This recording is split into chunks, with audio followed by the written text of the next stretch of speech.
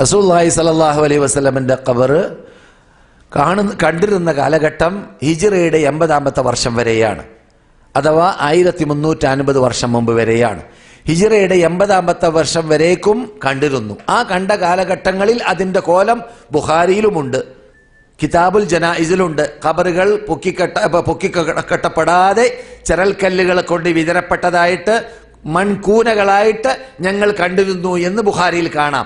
ആ കോലമുള്ള കാലഘട്ടത്തിലാണ് വലീദ് ഇബ്നു അബ്ദുൽ മലിക്കിന്റെ ഭരണകൂടം വരുന്നതും അദ്ദേഹം ഈ 3 ഖബറുകൾ ഉൾക്കൊള്ളുന്ന സ്ഥലത്തെ വലയം ചെയ്തിട്ട് വൻമതിൽ കെട്ടുന്നതും. ഈ വൻമതിൽ കാബത്തിന്റെ കെട്ടിടം പോലെയുള്ള കരിങ്കല്ല് കൊണ്ടുള്ള വൻമതിലാണ്. ആ വൻമതിൽ 5 കോണാണ്. അതിന് ആ 5 കോണുള്ള വൻമതിലിന്റെ മീതെ വിരിയിട്ടിട്ടുണ്ട്. ആ വിരിയാണ് നിങ്ങൾ പാളി നോക്കിയാൽ കാണുക എന്നല്ലാതെ ഖബർ 1350 കൊല്ലമായിട്ട് ആരും കണ്ടിട്ടില്ല. അത് കാണാനൊരു ചാൻസുമില്ല.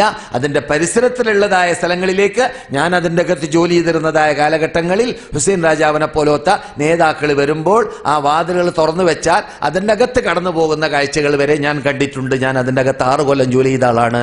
പക്ഷേ ഖബർ നേരിട്ട് കാണാനുള്ള ഒരു ചാൻസുമില്ല. എത്രത്തോളം ഇബ്നുൽ ഖയ്യിം പറയുന്നത് 3 മതിൽക്കെട്ടിൻ്റെ അകത്താണ് റസൂലുള്ളാഹിയുടെ ഖബർ സ്ഥിതി ചെയ്യപ്പെടുന്നത്.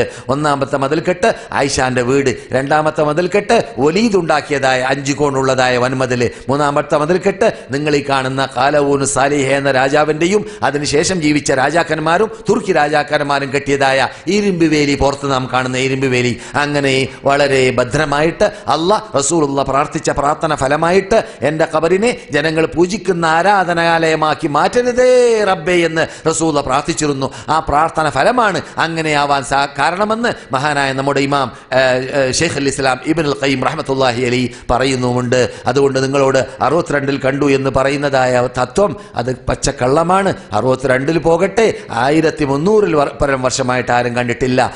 അതെ ഈ വൻമതിലിന്റെ വടക്ക് ഭാഗത്തുള്ള ഒരു സൈഡ് തീപിടുത്തത്തിൽ തകർന്നിരുന്നു 9ാം നൂറ്റാണ്ടിൽ. ആ തകർന്ന കാലഘട്ടത്തിൽ റിപ്പയർ ചെയ്യുന്നവർ കണ്ടു കാണും എന്നല്ലാതെ നേർക്ക് നേരെ പൊതുജനങ്ങൾക്ക് കാണാനുള്ളതായിട്ട് ഈ പറഞ്ഞ തീയതിയിൽ സകലം ഇല്ലാത്ത ഒരു യാഥാർത്ഥ്യമാണ്.